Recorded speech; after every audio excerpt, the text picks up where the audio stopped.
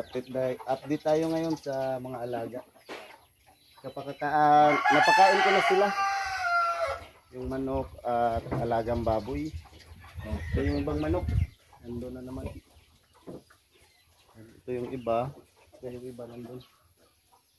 Ito yung iba dito. Nangingitlog sa carton sa taas. Update tayo sa mga alaga. Medyo malaki-laki na yung mga biik. At medyo ano din sila. Sa awa ng Panginoon. Medyo ano yung mga biik maliksi. At maganda yung pangangatawan nila, bilog ba. Yung inahing baboy maliksi din. Sana ano tuloy-tuloy yung pag ano nila, pagliksi. Hindi kasi yung ibang mga alaga dito malapit sa amin ano na, nagkasakit na yung iba. Yung iba binenta na din. Kaya sana tuloy-tuloy yung alaga namin na maliksi yung katawan nila. Ano sila sa sakit ba, malayo. Medyo malaki-laki na din yung mga biigan. Pasensya na kayo. Medyo ano, may mga pagkain. Kasi noong nilagay ko doon sa container or lagayan ng pagkain, bali inano sa inahing baboy. Dinagilid kaya yun. Nayabo. Na ano yung pagkain niya. Napunta sa sahig diyan sa flooring. Yung mga biik din, yan siya. Pero ano, kakalinis ko lang yan. Bago kasi ako magpakain, lilinisan ko yung kulungan. Sa isang araw, 3 beses kasi akong magpaligo sa inahing baboy, umaga, tanghali at hapon. Pero magpakain ako 2 beses lang. Pag magpaligo, 3 beses sa isang araw. Para maano naman yung katawan ba, hindi mainitan. Kasi pag tag-init, mainit yung bubong yero. Malapit lang sa mababa lang kasi ba yung bubong at dito sa kulungan. Kaya magpaligo ako 3 beses sa isang araw. Ano yung mga biik. Maganda yung katawan nila, bilog. At ano din sila, maliksi. Sana ano sila ba, lalaki sila lahat. Hindi kasi ano to, 11 na piraso. Yung 2 naapakan, kaya yun, namatay. Kaya nilabas ko to doon sa puno ng Gimalina. Tapos binalik ko dito. Pinasok ko ulit dahil natakot dahil yung ibang yung mga tao na nakatira dito sa tuburan, ayan na sila ba, nagpanik dahil napasukan ng ASF yung barangay Tuburan.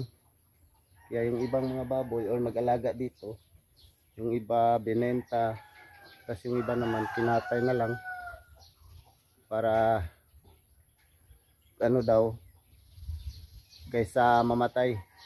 Yung iba naman natamaan na talaga. Tas yung hindi pa, bininta na lang nila, tas yung iba kinatay. Sana ano yung alaga namin tuloy-tuloy lang na maliksi ba. Iwas lang sana sa mga ganyan. Dahil ano, logi. Pag kawawa naman yung mga biik. Tapos yung inahing baboy, ano pa naman to, mabait. Di katulad sa inahing baboy ba na magkakain ng mga manok, yung mga ngagat. Ito hindi. At ano kasi to, bali simula sa biik hanggang sa paglaki, ano ko yung katawan niya ba, inihimas-himas ganito. Kaya mabait siya. Kaso lang, hindi niya makita siguro na may biik, maapakan niya.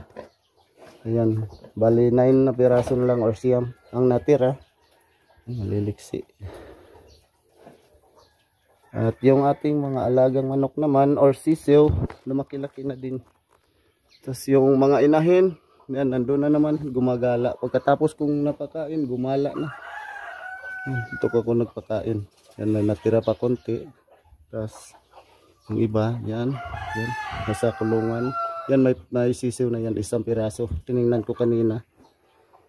Tapos yung dito, meron din. Yan, may sisiw din. Yung sisiw na konti lang, bali dalawa sa isang inahin or may dalawa or isa, hindi ko na lang pinasok sa kulungan. Yung unang pasok ko or lagay, ito na siya, malaki na. Yan. Sa mga susunod na araw, pwede na siguro ito pakawalan. Tapos nung nakaraang araw, 3 days yata or o nga 3 days. Yan, naglagay na din ako dito. Yan. Bali ano to, na siyam din or 9. Tapos yung dalawa na ano din, namatay. Tapos meron din dito. Bali ano to, sana namatayan din to ng isa, yung malaki. Gawin ko sana yung breeder pag laki, kaso lang na ano, namatay.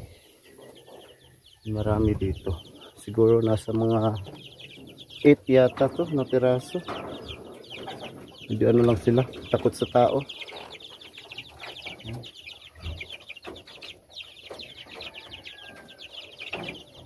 Pero mas may mga ganito din kalaki na hindi ko napasok sa kulungan. Yung dating nilagyan ko ng palatandaan, yung bali cable tie, makilaki na din yun, kaya nalagyan ko na ng palatandaan or cable tie, kaya gumala na din. Ano na siya, padami na yung alagang manok. Sana ano, iwas sa sakit para lalong dumami. Tapos meron din dito naglilimlim, meron dyan. At dito meron din. Tapos dito naman, yan, di ko pa nagawa yung kulungan dyan. Sinira ko kasi dahil maraming anay. Yun dito lang, yung harap wala pa. Susunod na siguro pag may budget na. At meron ding hindi marami-rami din yung nangingitlog or naglilimlim. Yung iba nga lang hindi pumasok sa carton. Yung ibang inahin, ang gusto nila sa ilalim ng mga butas ba, or yung medyo iwas siguro sila sa tao. Dito meron. Yan.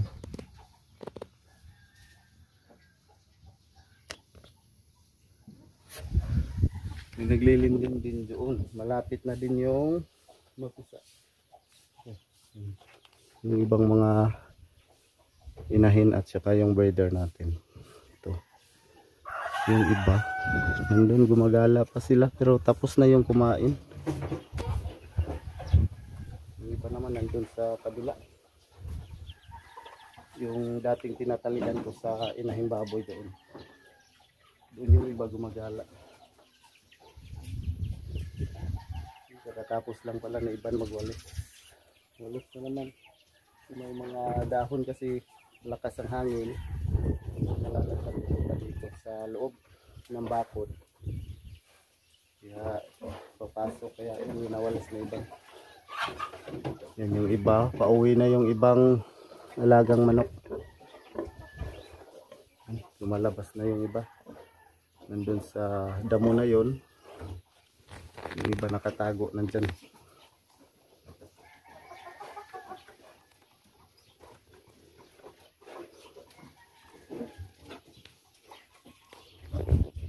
Thank you sa lahat ng sumusuporta at nanonood sa mga video namin. Thank you po. At sa lahat ng tumutulong po sa amin. Thank you sa lahat. At shout out din sa lahat ng nanonood sa mga video po namin. Thank you. Yan yung mga ganyan kalaki. Yan yung dati. Gabi ako naglagay ng palatandaan yan. Bali, ano yan? Abot siguro yan ng 15 na piraso. Yung ganyan, kalaki. Saka yung iba hindi pa umuwi. Gumagala pa. Yung galaan kasi nila nandun banda. Yung mangga doon. Si may ano din doon, medyo hindi maiinitan ba pag may araw.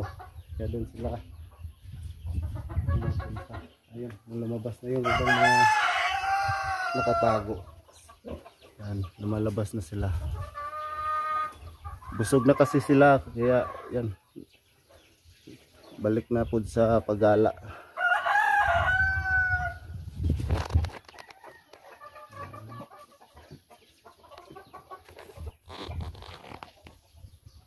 Yan, punta tayo na iban.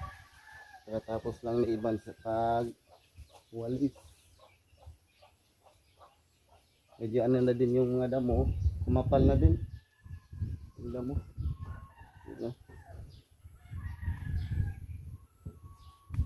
Gabi bali umuulan pero ano lang siya, hindi lang isaglit lang, kaya yung mga damo nabubuhay na din o kumakapal. Hello, good afternoon. Dahil naging mga skin day. Yung ice candy pala na ano ginawa na nila kahapon, at yung ice bali lang araw na yon ay yellow. Hindi siya tumigas, no? Yung rip siguro na ano na siguro yan.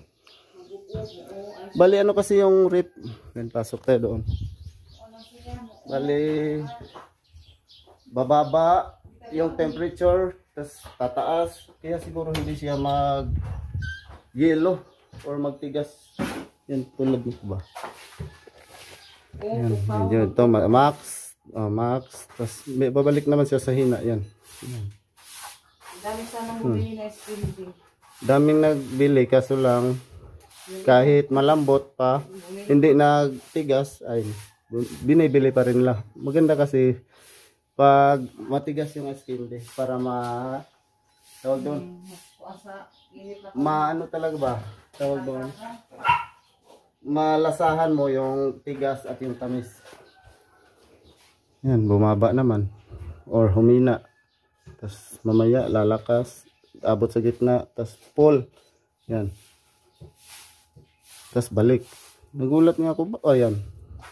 Ilang araw na yung yellow, ba't ayaw, hindi tumigas, tubig pa rin. Siban, walis.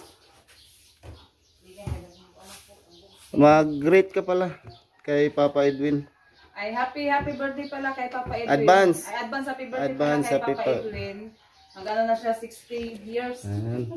Advance happy birthday Papa Edwin sa 26, May 26.